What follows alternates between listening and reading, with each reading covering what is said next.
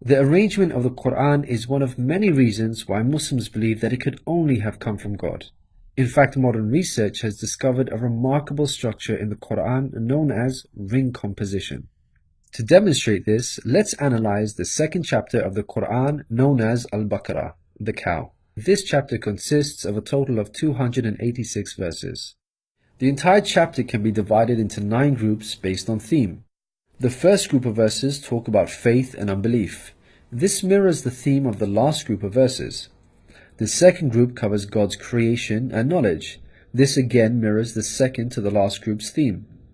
The third group discusses the law given to the Israelites, which mirrors the giving of law to the Muslims in the seventh group. The fourth group relates to the test of Abraham, a mirror of the test of Muslims in the sixth group. The middle group, the fifth group, is the central theme of the entire chapter, the change in direction of the Muslim prayer. We have made you believers a middle nation, so that you may bear witness to the truth before others. We only made the direction the one you used to face in order to distinguish those who follow the messenger from those who turn on their heels. This turning point was the change in direction of the daily prayers from Jerusalem to Mecca, which represented a big test for the believers. We find the mention of this important turning point in exactly the middle of the chapter, the 143rd verse. Moreover, this verse even contains the word middle. Together these 9 groups form a giant ring composition. As you can see, ring composition is structured as a sort of circle, with the central meaning placed at the center. You can think of it in terms of a mirror, so ring composition is the equivalent of putting a mirror in the middle. What is mentioned in the first half will be reflected in the second half. Things can be taken a step further. If we examine these 9 groups, we find that they each contain sub-ring compositions. So what we have is rings within rings. For example, here is the 8th group with the theme of God's creation and knowledge. We can see that the beginning and the end both have the themes of giving and charity, and the central theme of God's power and knowledge is placed in the middle. Things can be taken further still. This sub-ring contains yet another ring within itself. This is the 255th verse known as Ayat al-Kursi, the verse of the throne.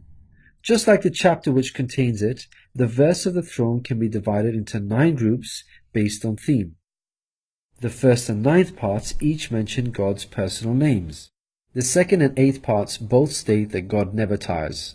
The 3rd and 7th parts describe that God owns everything in the heavens and the earth.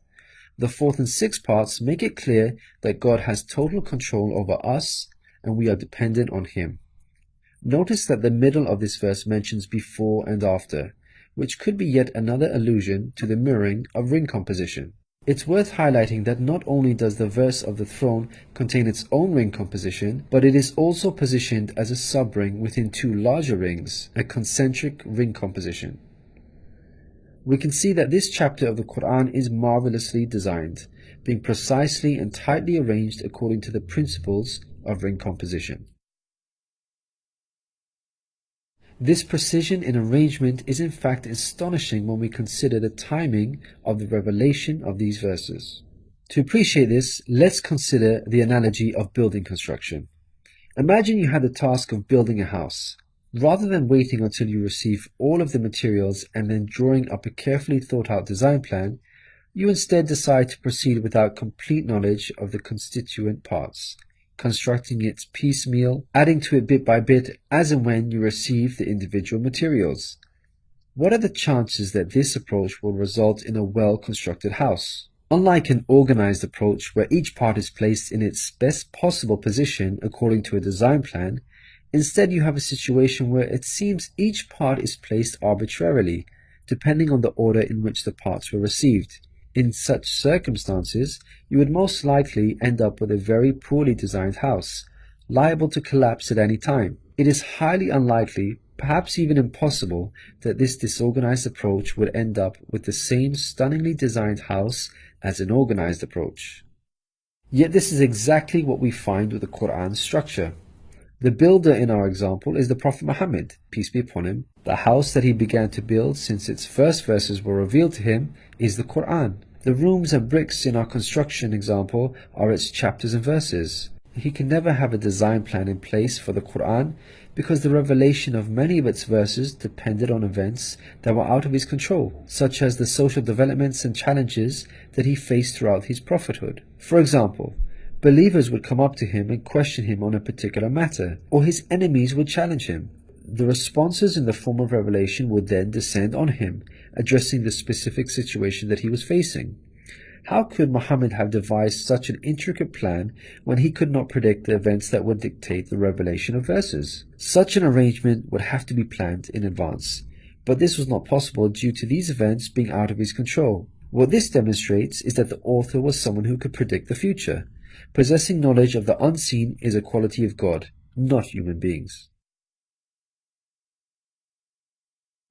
Some critics may point out that books prior to the Qur'an had this literary style and therefore we cannot use this as an evidence for the Qur'an's divine origin. However, comparing the Qur'an to other books is like comparing night and day for many reasons. Firstly, Prophet Muhammad, peace be upon him, was not a poet nor did he have any literary reputation. In fact, like many people at the time, he could not read or write. Secondly, most people would assume that the Qur'an is arranged chronologically, starting with the first revealed verse and ending with the final revealed verse. This is the order in which books are typically written, in a logical sequence starting with the beginning, then the middle, and finally the end. But the way the Qur'an was composed is unlike any other book. Al-Baqarah, the chapter of the Qur'an that we have covered, was not revealed starting with verse 1, followed by verse 2, then 3, and so on.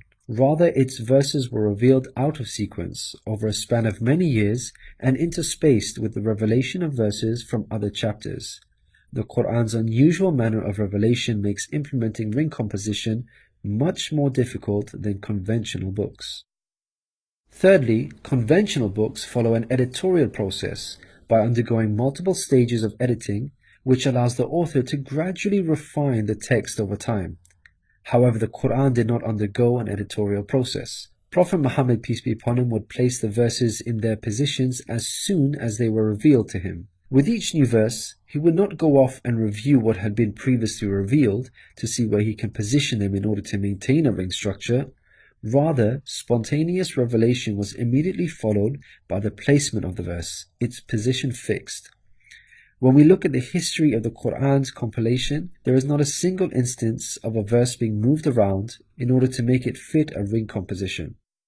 Fourthly, achieving ring composition in conventional books is much more feasible as the author has complete control over the content, allowing them to plan their structure ahead of time. As we've already seen with the Qur'an, its content was circumstantial as it was tied to events that were out of the control of the Prophet Muhammad, peace be upon him, and therefore he cannot plan a structure ahead of time. Fifthly, the Qur'an was first revealed as an oral recitation, not in written format. With written books, you can easily plan a structure because you can quickly and conveniently refer back to what you have written previously. But with a recited text like the Qur'an, the Prophet Muhammad, peace be upon him, would have had to rely on his memory in order to recall what was previously revealed, a much greater challenge. In light of all these difficult circumstances, wouldn't you expect the Qur'an's structure to be jumbled? What we find against all odds, however, is that the Qur'an contains a remarkably sophisticated structure. The circumstances of the Qur'an's revelation, together with its precision and harmony, represent a compelling argument for its divine origin. Your companion is neither astray nor being misled, nor does he say anything of his own desire. It is no less than inspiration sent down to him. He was taught by one mighty in power.